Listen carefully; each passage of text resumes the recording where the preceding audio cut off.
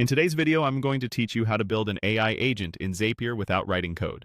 By the end, you'll have a working automation that uses AI and your connected apps to handle tasks for you, all without touching a single line of code. We'll go step by step, keeping things clear and simple so you can follow along in real time. Start by heading to Zapier.com and logging into your account. Once you're in, look to the top navigation bar and click Create. From the options that appear, choose Agent under Start from Scratch. This opens the Agent Builder, where everything happens in one guided flow. You'll see a prompt area where you describe what you want your agent to do in plain language. Keep it clear and specific. For example, you might write, "Check new emails in Gmail and log the subject and sender into Google Sheets." The goal is to tell the agent what outcome you want and which apps are involved. When your task reads the way you want it to, click Continue to move forward. Next, connect the apps your agent needs.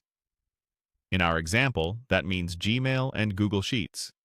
Zapier will guide you to authenticate each app securely, and you'll only have to do this once per app account.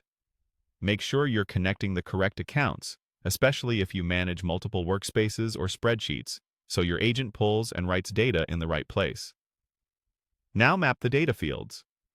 This is where you point the agent to exactly what information should go where. For the Gmail to Sheets example, map the email subject and sender fields from Gmail to the corresponding columns in your Google Sheet. If you already have headers in the sheet, use those to keep everything tidy.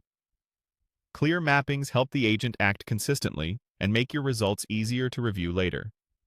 When your mappings look good, click Test Agent. Zapier will run a quick simulation to show you the results. Check that the right message details are captured and that they appear in the correct columns. If anything looks off, adjust the mappings or tweak the settings and test again until it's correct. When the test passes, click Save Agent. Then turn the agent on so it can run automatically. To keep an eye on performance, open the Agents section or check Zap History. You'll see past runs, successes, and any issues, which makes troubleshooting straightforward and gives you confidence that your automation is doing exactly what you intended. Now your AI agent is live and ready to automate tasks without any coding. You can monitor it and adjust it as needed to handle more workflows. If this video helped, please like, subscribe, and share. Thanks for watching.